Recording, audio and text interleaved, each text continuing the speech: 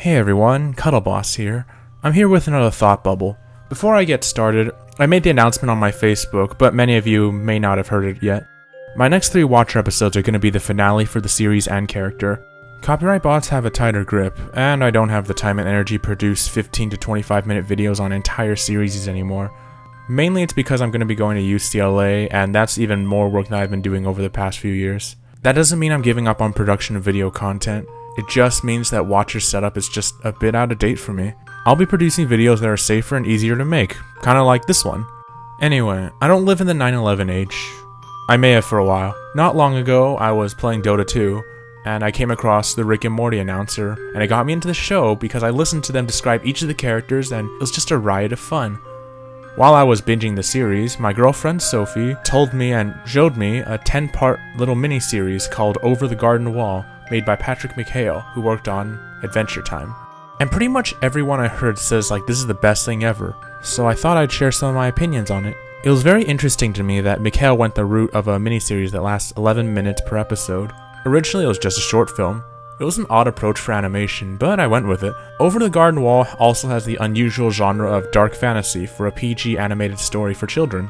I love dark fantasy. Troll Hunter, Diablo, Big Trouble in Little China, The Devil's Backbone, Attack on Titan, kinda. And one of my favorite films of all time, Pan's Labyrinth. I know this is a miniseries and not a film, video game, or manga series, so I'll try to look at it from its medium. Let's start with plot and themes. The plot is that Wirt, a high school age kid, is just lost in the woods with his brother Greg, and they're trying to get home. And every time they try, they get nowhere. Greg also has a frog, and they befriend a talking bluebird named Beatrice. Wirt is a pushover at the start of the story, very shy. Greg is adventurous and sweet, and Beatrice is, unpleasant, to say the least. These are our characters. Makes the first 3 or so episodes kinda tough to get through since development doesn't start until later. There's only one major theme in this story, and that's the unknown.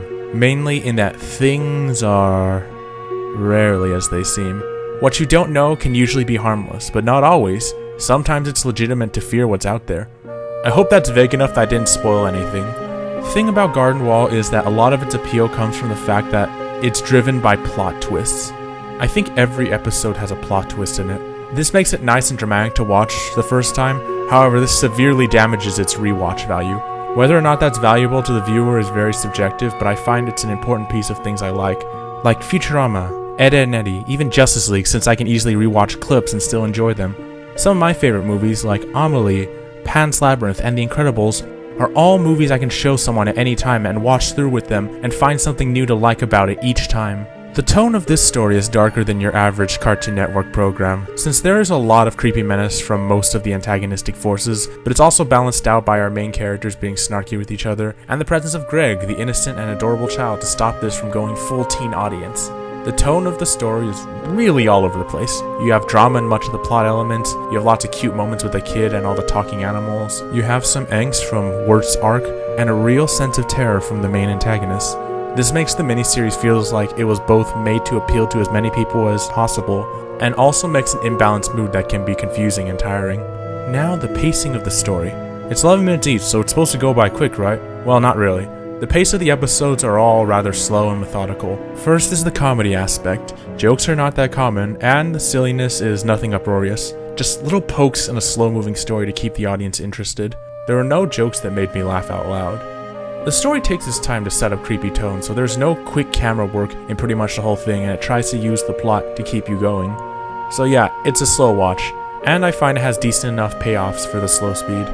The problem is, since almost every story has the exact same theme that I mentioned earlier, it really starts to drag when you're about halfway through the series, since all of these semi-independent stories with the same message start to get old, and it doesn't pick up again until about the 8th episode when the plot finally moves forward. Let's go into the animation and art. Garden Wall's most striking aspect is its visuals. There are clever uses of animation budget balancing here, since it almost never uses quick cuts and focuses on dialogue and lots of static shots. Because of this, the backgrounds can look really good. The art style has resemblance to a Miyazaki film, with its beautiful backdrops and simple designs for its main characters, without playing up the cartooniness of them, contrasted with the over-the-top cartooniness of certain characters to determine who we should be visually struck by. It's very clever and extremely visually satisfying if you are okay with a kind of muted color palette to represent a bunch of American folklore. Oh, and the horror imagery is awesome too. Now, voice acting. We have quite a cast here. Elijah Wood, Melanie Linsky, Christopher Lloyd. We even have John Cleese and Tim Curry. It's in an odd place, since it had enough of a voice actor budget to get B-list screen actors instead of normal professional voice actors, but all things considered, they're all really good. Elijah Wood is good at conveying his emotions with his voice, making his transition seamless, and it helps that this is not a big performance. It's about as subtle as a lot of live-action ones that he's done, so it's playing to his strengths. Lloyd also brings in an impressive performance as a seemingly crazy woodsman, and is as incoherent as you'd imagine. However, the best performance probably comes from a young lad by the name of Colin Dean, who plays Greg, Wirt's brother. This is one of the best child voice performances I've heard. The kid captures the energy and none of his delivery sounds awkward. It's like the opposite of Jake Lloyd, who is not related to Christopher Lloyd. Music is also a big part of Garden Wall as well. It features a lot of contemporary music. Much of it is jazz. Some of the voice actors in this series are professional singers to help make the music nicer. The soundtrack is full of relaxing pieces and really enriches the experience. And there's lots of variety. Almost every song has a different singer. And I think the best piece is the one with the same name as the series. This Jack Jones fella has a wonderful voice. For my last point is the relevance of Over the Garden Wall. Its quality is pretty good. It's imperfect, but it is pretty well produced. But I think it's more important as a step, in that your American cartoon doesn't have to be a wacky comedy or action series mainly for kids, or even adults. It doesn't have to be a recurring series that's bound to try to survive as long as possible. It was just here to tell its story, and that was it. You can have something with a darker tone exploring dark fantasy themes. Animation as a medium is becoming less limited to what is and isn't going to be funded, and this shows that people in the recent years are more willing to explore it.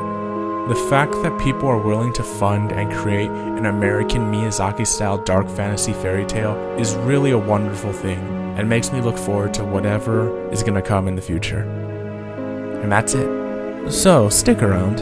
I'll be working on the Watcher finale, possibly to release all at once or maybe whenever they're done. I may also do another Q&A soon, so follow my Facebook and be on the lookout for that status. And I'll see you all around.